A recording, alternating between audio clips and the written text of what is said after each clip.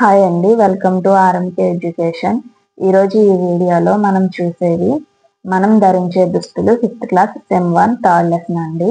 అలాగే మన శరీర అవయవ వ్యవస్థల గురించి తెలుసుకుందాం. 5th class sem 1 4th lesson చూస్తామండి. అందులో మొదటిగా మనం ధరించే దుస్తులు 5th class sem 1 third lesson. బట్టలు తయారు చేయడానికి వాడే ముడి సరుకు మనకు ప్రధానంగా మొక్కలు, జంతువుల నుండి లభిస్తాయి.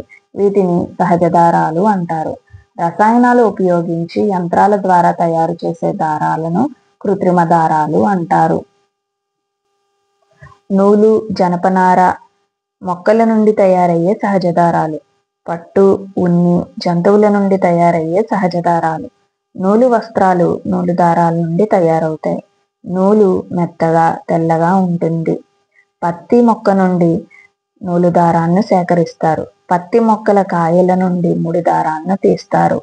వీటిని చక్రాలపై ఒడికి నాణ్యమైన దారాన్ని తయారు చేస్తారు. ఈ దారపు కండెలను మగ్గంపై నేస్తారు. వీటిని నూలు వస్త్రాలు అంటారు.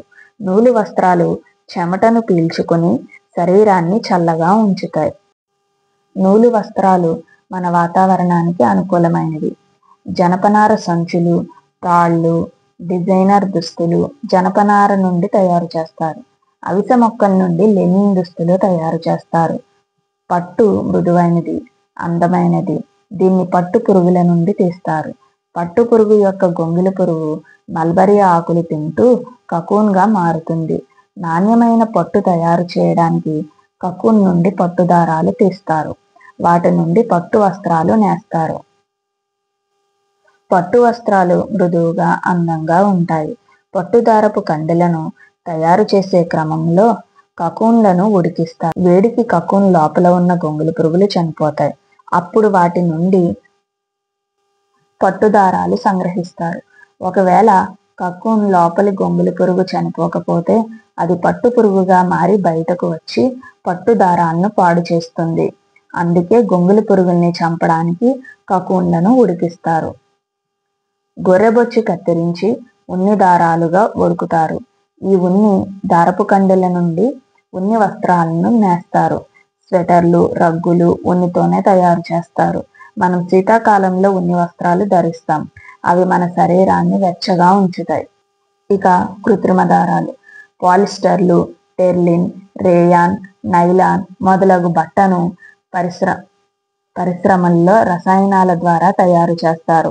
వీటిని సింథటిక్ వస్త్రాలు లేదా కృత్రిమ వస్త్రాలు అంటారు. ఇవి ఎక్కువ నాణ్యత, మన్నిక కలిగి ఉంటాయి. గొడుగులు, రెయిన్ కోట్లు ఇవి జల నిరోధక గుడ్డతో తయారు చేస్తారు. మనం ధరించే దుస్తులు మన శరీరాన్ని కాపాడడమే కాకుండా మన సంస్కృతిని కూడా ప్రతిబింబిస్తాయి.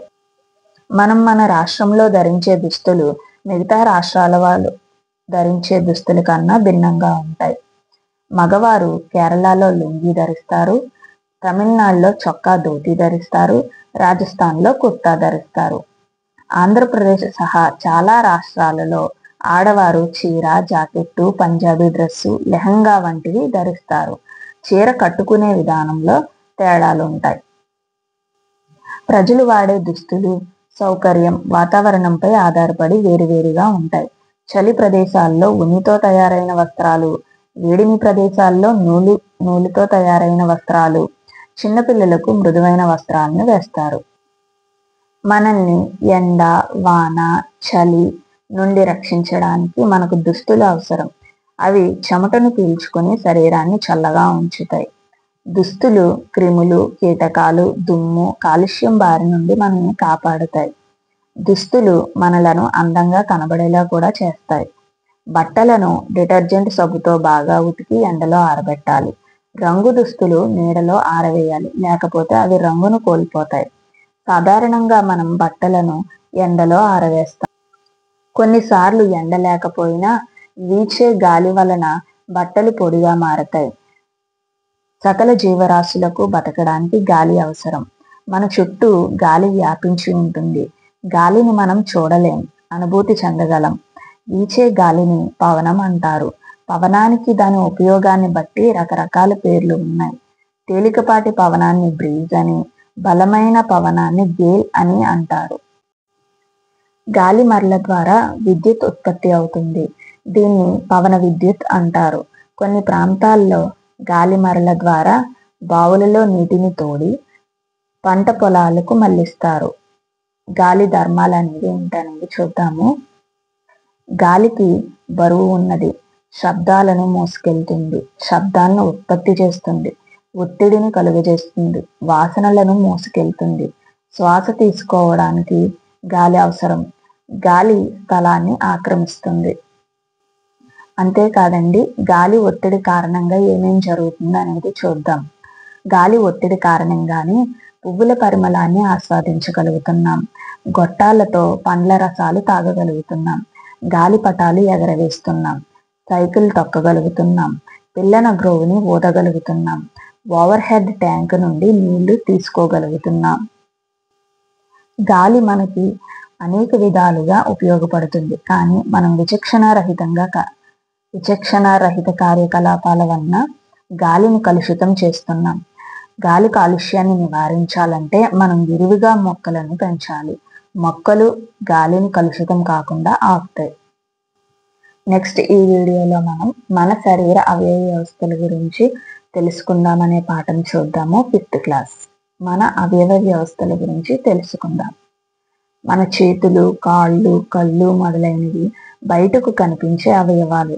మెదడు, గుండె, ఊపిరితిత్తులు, కాలేయం, మూత్రపిండాలు మొదలైనవి మన శరీరం లోపల అవయవాలు.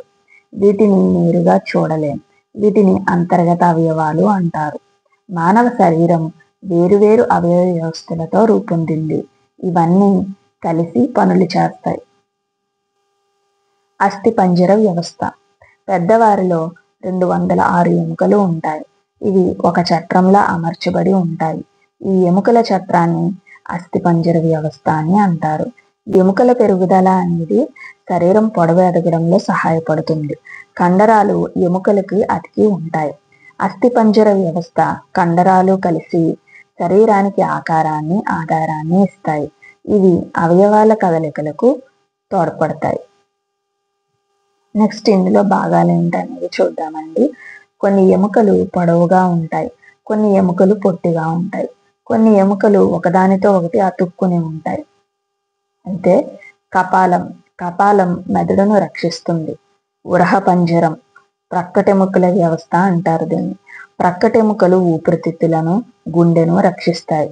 ఇక వెన్నుముక శరీరాన్ని నిటారుగా ఉండేటట్లు చేస్తుంది. నెక్స్ట్ బాహ్య చెవి, పిన్న మరియు ముక్కు చివరి భాగం మృదులాస్థి అనే మెత్తని ఎముకతో నిర్మితమై ఉంటుంది. ఎముకలను ఆరోగ్యంగా ఉంచడానికి మనం పాలు, వెన్న, గుడ్లు వంటి ఆహారం తీసుకోవాలి. మనం ఆడే ఆటలు, క్రమం తప్పని వ్యాయామం, యోగాసనాలు, ఉదయం ఎండలో ఉండటం మొదలైనవి ఎముకలను దృఢంగా, ఆరోగ్యంగా ఉండేలా చేస్తాయి.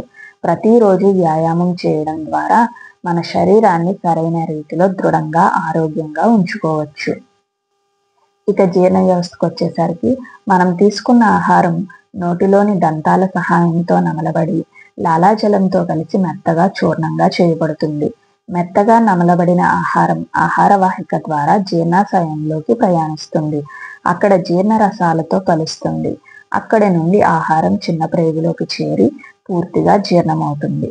పూర్తిగా జీర్ణమైన ఆహారం రక్తంలోకి శోషించబడుతుంది. జీర్ణం కాని ఆహారం పెద్ద పేగులోకి చేరుతుంది. ఇక్కడ జీర్ణం కాని ఆహారంలోని కొంత నీరు శోషించబడుతుంది. పెద్ద పేగులో ఉండే జీర్ణం కాని ఆహారం పాయు ద్వారా బయటకు విసర్జించబడుతుంది. సంక్లిష్టమైన ఆహార పదార్థాలు జీర్ణరసాలలో ఉండే ఎంజైమ్ల సహాయంతో రక్తంలోనికి శోషించబడే సరళ పదార్థాలుగా మారడాన్ని జీర్ణక్రియ అంటారు. మన చిన్న ప్రేగు 6 మీటర్లు పొడవు కలిగి ముడతలు పడి ఉంటుంది. చిన్న ప్రేగులో ఆహారం జీర్ణమై రక్తంలో శోషించబడేదాకా ఉండడానికి ఈ ముడతలు సహాయపడతాయి. ఆహారాన్ని తొందరగా తినకూడదు. ఎందుకంటే ఆహారం సగం నోటిలో జీర్ణమవుతుంది. కాబట్టి ఆహారం లాలాజలంతో బాగా కలిసేలా నెమ్మదిగా నమిలి మింగాలి. ఆహారం తినే ముందు నీరు త్రాగమని సలహా ఇస్తారు. ఇది ఆహార వాహికలో ఆహారం సులువుగా ప్రయాణించడానికి సహాయపడుతుంది. ఆహారం తింటున్నప్పుడు నీరు తాగకూడదు. మనం ఇంటిలో తయారు చేసిన ఆహారాన్ని మాత్రమే తినాలి. ఇది జీర్ణ వ్యవస్థ మీద ఎలాంటి వ్యతిరేక ప్రభావాన్ని కలిగించదు. బజార్లో దొరికే జంక్ ఫుడ్ తినకూడదు. ఇది ఆరోగ్యానికి మంచిది కాదు. ఇక శ్వాస వ్యవస్థ. మనకు పనులు చేయడానికి శక్తి కావాలి. జీవించడానికి గాలి అవసరం. పని చేసేటప్పుడు, ఆటలు ఆడేటప్పుడు, నిద్రపోయేటప్పుడు మనకు తెలియకుండానే నిరంతరం గాలిని పీల్చుకొని విడిచిపెడుతూ ఉంటాం.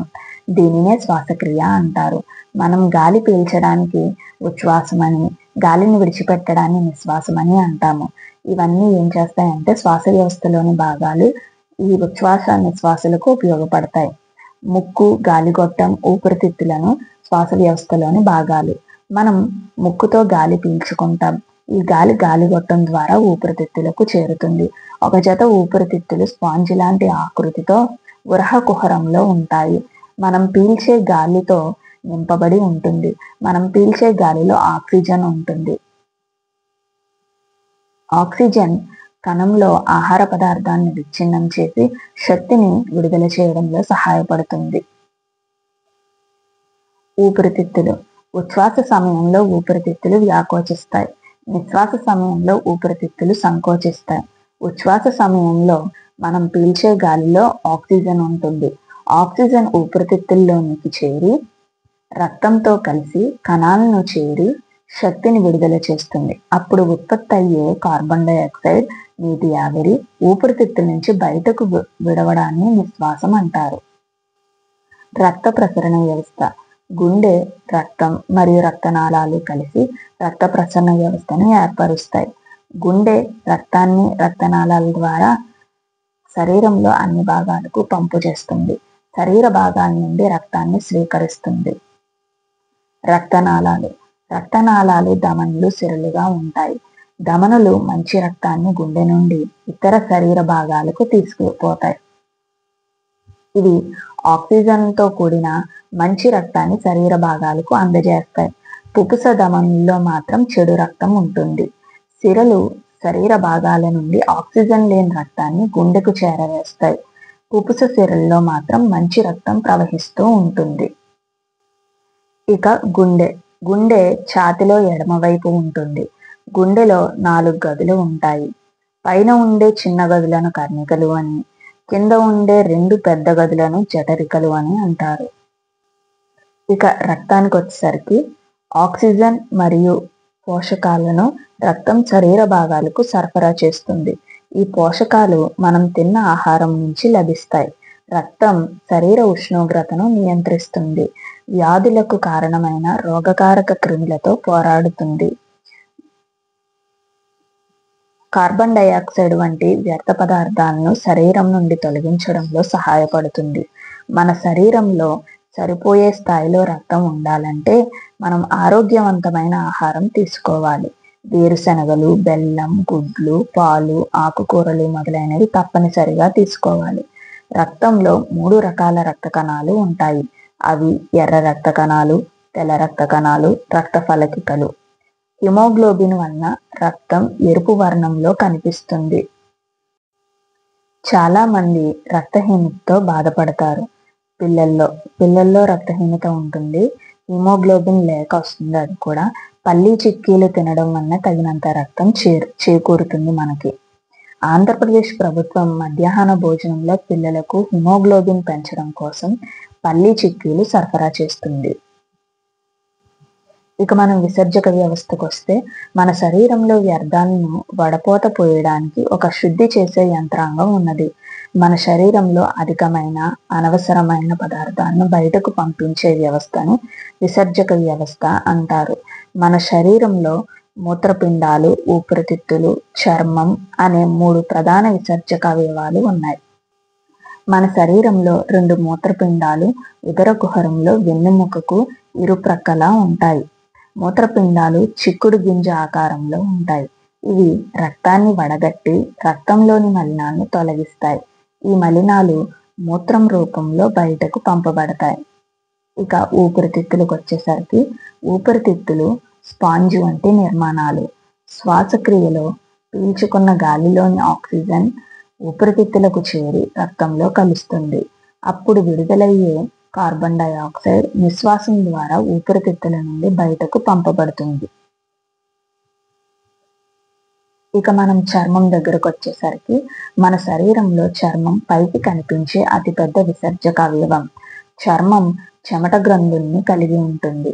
ఇది మన శరీరంలోని అధిక నీటిని, లవణాలను చెమట రూపంలో బయటకు విసర్జిస్తుంది. చెమట చర్మంలోని అతి చిన్న రంధ్రాలు, స్వేద గ్రంథులను కూడా అంటారు, వాటి ద్వారా బయటకు వస్తుంది. ఎక్కువ నీరు తాగండి, పీచు పదార్థాలు తినండి. దేనికంటే ఇవి మన శరీరంలో వ్యర్థాలను తొలగించడానికి ఉపయోగపడతాయి. ఇక మనం నాడీ వ్యవస్థకు వచ్చేసరికి మన శరీరంలో తల నుండి కాలి వేళ్ల వరకు ఒక సమర్థవంతమైన అనుసంధాన వ్యవస్థ ఉన్నది.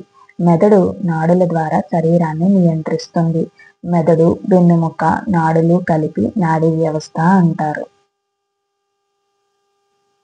నాడులు సమాచారాన్ని శరీర భాగాల నుండి మెదడుకు, మెదడు నుండి శరీర భాగాలకు తీసుకుని పోతాయి. జ్ఞానేంద్రియాలు అయిన కళ్ళు, చెవులు, ముక్కు, నాలుక మరియు చర్మం నాడుల ద్వారా మెదడుతో అనుసంధానమై ఉంటాయి. జ్ఞానేంద్రియాలు ఏదైనా సమాచారాన్ని అనుభూతి చెందినప్పుడు ఈ అవయవాలు అనుసంధానమైన నాడులు మెదడుకు సమాచారాన్ని పంపుతాయి. అప్పుడు ఆ సమాచారాన్ని విశ్లేషించి మనం చూసిన, విన్న, వాసన చూసిన, రుచి చూసిన లేదా తాకిన సమాచారాన్ని అర్థం చేసుకుని ఏమి చేయాలో ఆదేశిస్తుంది. ఇదండి 5th క్లాస్ 3rd లెసన్ మరియు 4th లెసన్. ఈ వీడియో మీకు నచ్చినట్లయితే లైక్ చేయండి, షేర్ చేయండి, subscribe for more videos. Thank you.